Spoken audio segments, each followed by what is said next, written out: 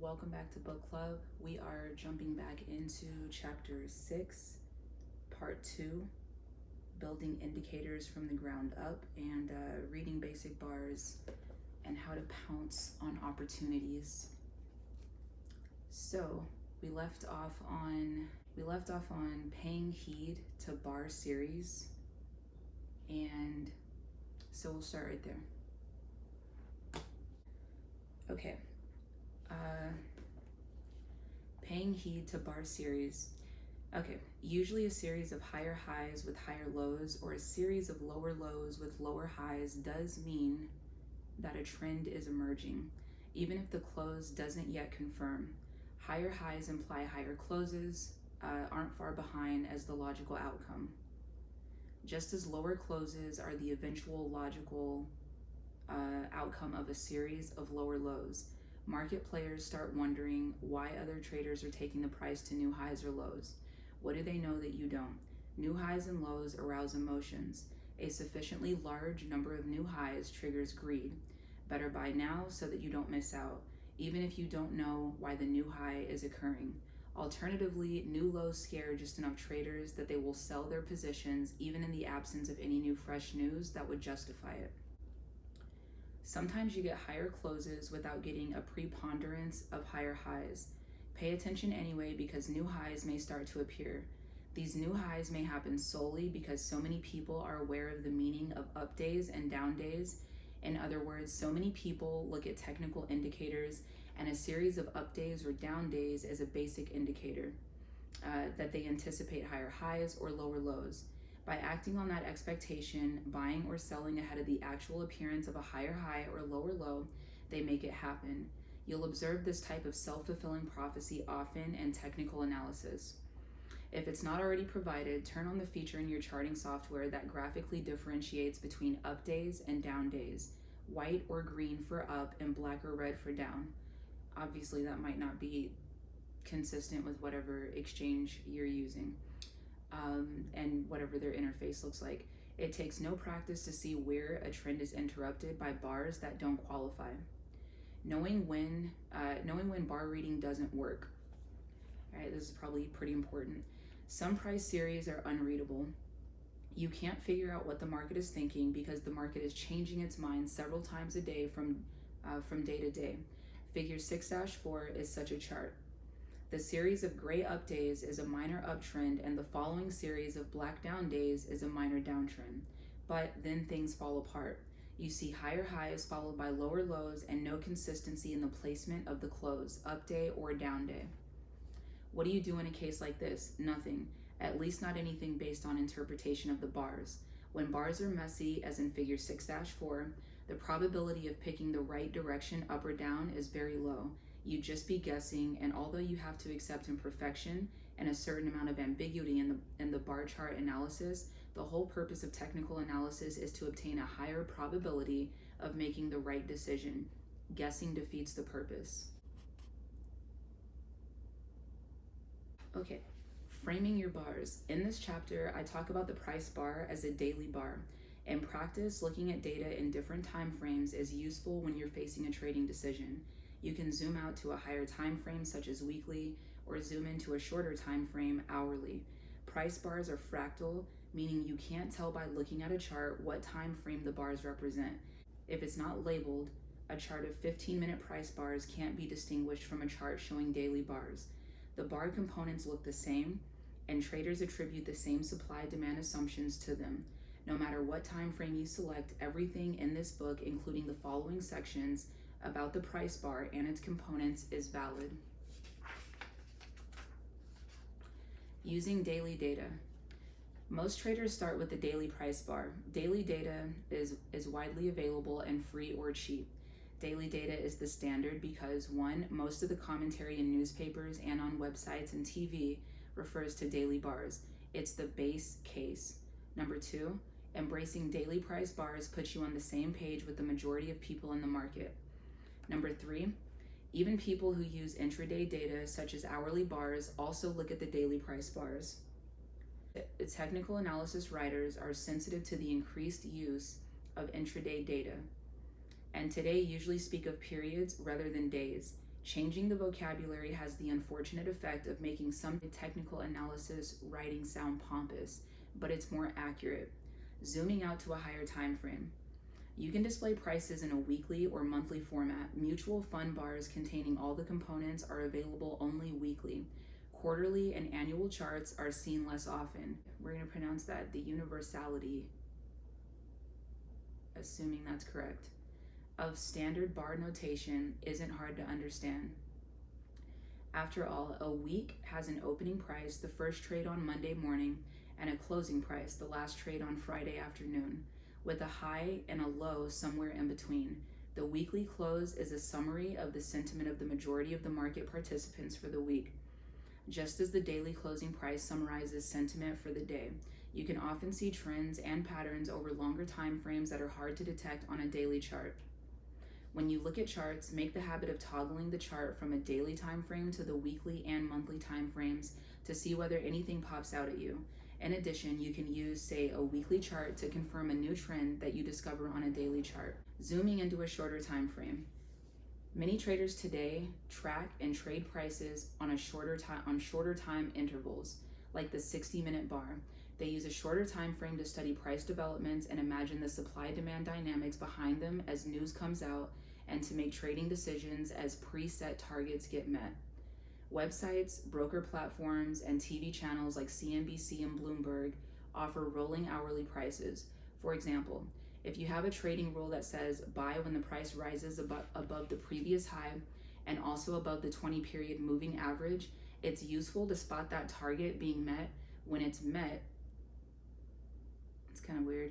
And not after the trading session has closed and you have to wait for the next session before you can place your trade. Okay, let's backtrack. It's useful to spot that target being met when it's met and not after the trading session has closed and you have to wait for the next session before you can place your trade. Getting the data. Live real-time data used to be too expensive for the little guy, and only big firms could afford to buy it for their staff. All of that has changed. Now with a 10 or 15-minute time delay, you can get intraday price bars for free on many websites. All the brokers offer free live data, and most offer free charting capabilities, some of it very advanced, in return for opening an account. If you subscribe to a data service, you can organize intraday data in any interval you like. 5-minute bars, 15-minute bars, 60-minute bars, and so on. You could have 7-minute bars or 73-minute bars if you really wanted to. The notation is the same as the daily bars.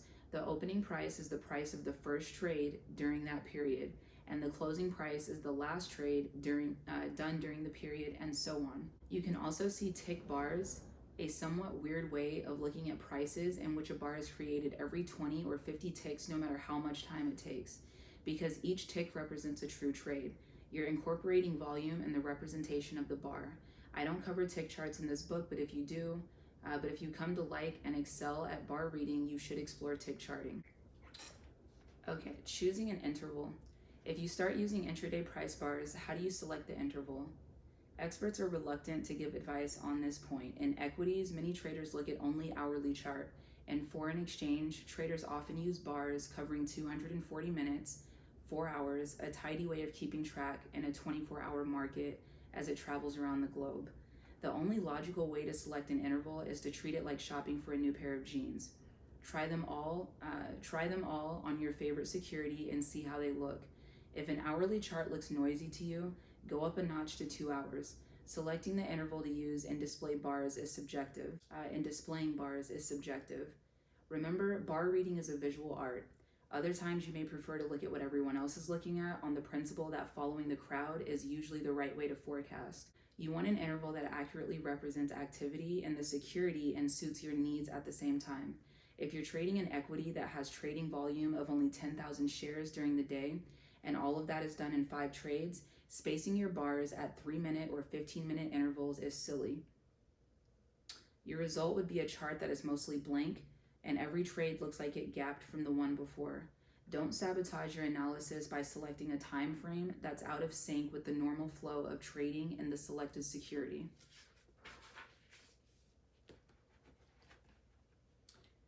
The key to selecting the right interval is the liquidity of the security you're trading.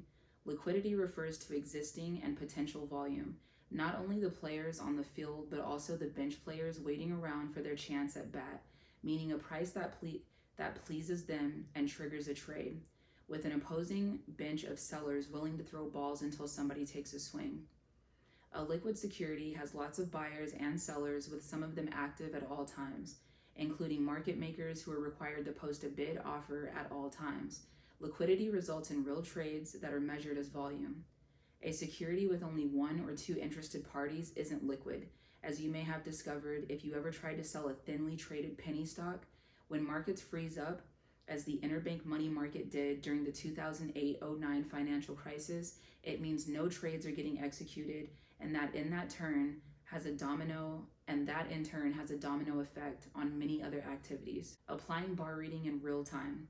Not all bars are created equal. How do you rank bars from those that offer a good profit potential to those that are duds? Keith Fitchen offers methods for bar scoring that aim to identify the best bars in his book, Building Reliable Trading Systems.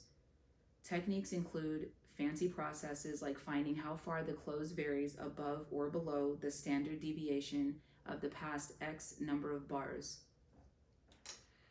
The simplest bar scoring exercise takes 4 bar types and checks how these bars would have worked to generate profit on the next day. Fitchen examined the bars against 3,372 stocks from 2000 to June 2011 that qualified by having liquidity of at least 20 million per day. He also ran the bar type test against 56 futures contracts going back to 1980 and ending in June 2011. In total, he had 3.5 million equity bars that qualified and 363,000 futures bars. Here's what they look like and how the bars shake out. Bar type 1, close over the open and close in the top half of the range. Bar type 2, close over the open, but the close in the lower half of the range. Bar type 3, close under or near the open and the close in the upper half of the range. And bar type 4, close under or near the open, but the close in the lower half of the range. Now add the close from the preceding day's bars so the current close is higher or lower. This multiplies the 4 types of bars to 8. All right, so quick, which bar type is the winner? See figure 6-5.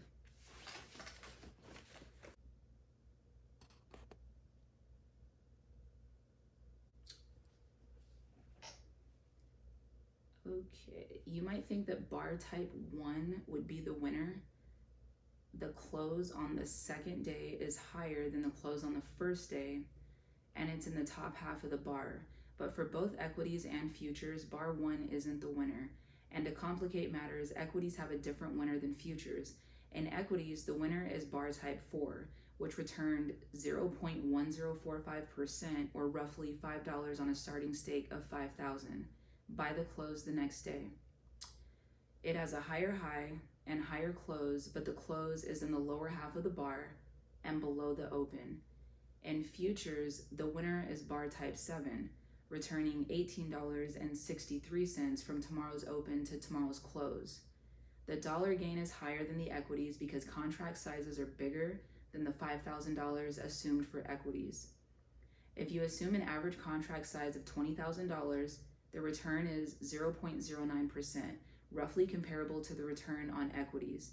Fitchen notes that in futures, bar type 5 through 8 are all profitable, even though the close is below the close the day before, implying that futures closes are a counter trend, because a lot of futures traders prefer not to hold positions overnight, and they tend to exit near the close.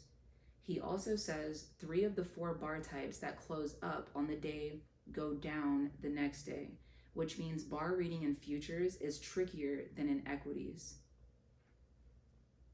Fitchen's bar scoring demonstrates that you don't need all 4 bar criteria lined up simultaneously to make profitable trades on bar reading. Okay, and that concludes the entirety of Chapter 6. Chapter 7 will be special bars in early warning system. So looks like a deeper dive into bars. All right, cool. Thank you for joining, and I will see you guys next time.